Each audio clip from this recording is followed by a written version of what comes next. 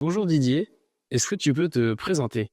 Didier Creusot Mausoleo, entraîneur d'un certain âge et entraîneur adjoint de l'équipe de à Noisy-le-Grand National 2. Est-ce que tu peux nous parler de ton parcours en tant que joueur? Alors oui, qui a commencé tardivement, puisqu'à peu près à l'âge de 15 ans en UNSS. Ensuite, en N1B à La Passe, j'ai été surclassé, un des plus jeunes joueurs surclassés à l'époque, repéré par quelqu'un qui s'appelait donc Philippe Desroses pour intégrer les espoirs à Créteil, puis Ponto Combo. Puis après un certain nombre de chamboulements finalement en N1 à Carcassonne, puis retour en région parisienne au Paris Saint-Germain, voilà, où j'ai eu un grave accident de voiture, où on pensait que j'allais arrêter le handball, et puis finalement, un an et demi plus tard, je me retrouve en première division à Livry-Gargan, grâce à des gens que j'ai rencontrés à la fac, notamment, voilà. Je pourrais citer d'ailleurs Stéphane Lançon, merci. Grâce à toi, j'ai repris le handball. Après, je suis parti en Suisse, en Liga, en Ligue B suisse, en Allemagne, en deuxième division allemande. Je suis revenu en France. Je suis allé jouer à Nantes.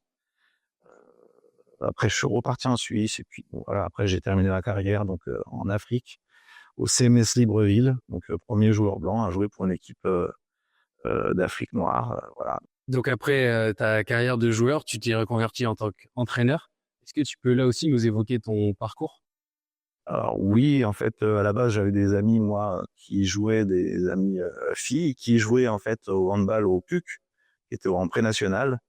À l'époque, elles avaient des petites difficultés, ils avaient besoin d'entraîneurs, et en fait, j'avais fait un remplacement qui s'était plutôt bien passé. J'avais repris le flambeau encore l'année suivante, et puis finalement, j'étais parti au Paris Handball. Quelqu'un qui s'appelle Stéphane Lequelec qui m'avait demandé de venir au Paris Handball, qui ensuite s'est transformé en Paris Saint-Germain. Donc, où j'ai monté le projet féminin, justement, qui a été abandonné par la suite. Donc, aujourd'hui, malheureusement, on n'a plus d'équipe féminine au Paris Saint-Germain au niveau national. Voilà. Mais puis, ça me permet quand même d'être à Noisy aujourd'hui, en étant passé par l'US Ivry. Donc après ta riche carrière en tant que joueur et entraîneur, est-ce que tu peux nous citer des joueurs avec qui tu as pu jouer ou des joueuses pardon que tu as pu coacher qui t'ont marqué? Ouais. Alors, je vais commencer par des joueurs que j'ai rencontrés, forcément ceux que j'ai rencontrés qui m'ont fait reprendre en fait le handball après le Paris Saint-Germain, qui n'était pas forcément un, un très bon souvenir. Même si je me suis bien entendu avec des joueurs comme Fabrice Letton qui était avec moi à l'aile gauche. Il y a eu des grands joueurs à l'époque, notamment Nicolas Vojinovic de Milsant, Thomas Richard qui jouait à l'époque à l'US Ivry, qui en plus d'être un très bon joueur est un mec exceptionnel. J'avais parlé tout à l'heure de Stéphane Lançon. C'est quelque part, il le sait pas, je crois que je lui ai jamais dit, mais c'est un peu grâce à lui que j'ai repris la route des gymnases. Et grâce à lui, j'ai rencontré des gens comme Alexandre May, pareil, des anciens Livry Gargan, Ibrahim Baradji. Voilà, c'est des gens qui, alors peut-être que les noms sont pas extrêmement connus, mais c'est des gens qui ont été importants pour moi. Voilà.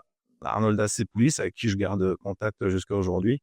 Il y avait quelqu'un qui est connu à Noisy-le-Grand, Raoul Prandy, voilà, qui lui, en fait, il avait une certaine philosophie, euh, et il avait une manière d'être un petit peu paternelle avec moi sur certains plans, qui m'ont vraiment touché et qui m'ont permis justement de rester accroché au bar.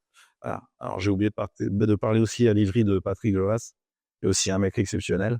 Voilà. Après, dans les autres clubs, très franchement, euh, bon, il y a trop de noms, il y a beaucoup de gens, donc je vais pas parler de tout le monde. Si on vient aujourd'hui, donc tu es au club de Noisy en tant qu'assistant euh, de d'Alima, coach adjoint. Ouais. Qu'est-ce qui t'a donné envie de rejoindre Noisy?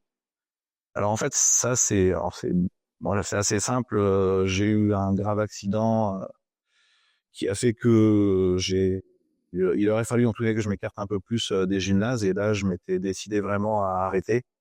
C'est une expérience qui est pas exceptionnelle juste après mon accident. Je voulais vraiment arrêter. Effectivement, le fait que Alima ait su ça, elle m'a contacté pour me dire mais tu vas pas arrêter comme ça. Tu vas venir avec nous, tu verras. Ici, ça se passe peut-être autrement que par rapport à ce que tu as connu. Et effectivement, le fait d'être adjoint, de pas avoir toute la pression sur moi, m'a permis justement de me projeter. Alors, surtout parce que c'est à Lima, et puis aussi parce que le club de Noisy, je le connaissais par ailleurs. Il y a la présence aussi de Mesula Servier, c'est pas rien. C'est une grande joueuse. Puis Farid Hiram, avec qui j'étais en formation, qui pour moi est un très bon entraîneur. Même si parfois on a l'impression qu'il est un peu, mais pour moi c'est un très bon entraîneur et c'est de quoi il parle. Donc c'était intéressant en fait de rejoindre ce projet-là pour moi. Voilà. Comment se déroule la saison avec la N2 et ton entente avec Alima?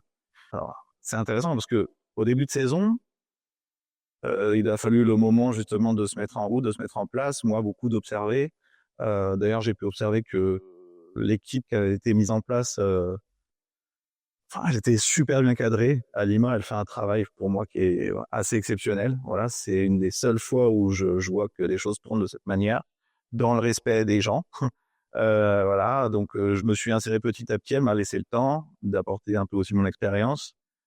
Et effectivement, c'est super intéressant de voir ces jeunes joueuses qui sont à l'écoute, qui essayent de mettre en place. C'est pas toujours facile, mais là, en fait, à cette partie de la saison, on commence à voir un petit peu les résultats.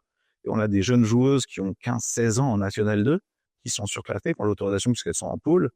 On les voit évoluer, on les voit progresser.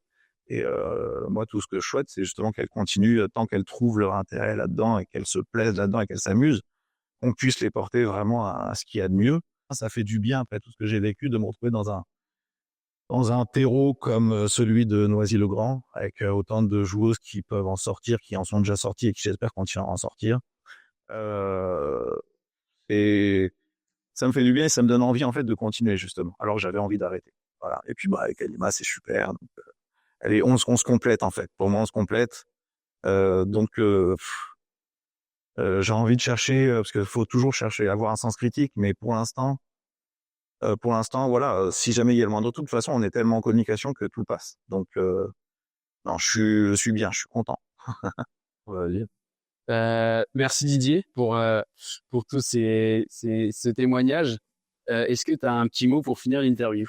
En tout cas, merci à vous pour ce petit moment aussi de réminiscence. Et bah, allez les Louves, tout simplement. Que ce soit l'équipe 1, l'équipe 2, puis même l'équipe 3. Et j'ai même appris qu'il y avait une équipe 4 et les jeunes.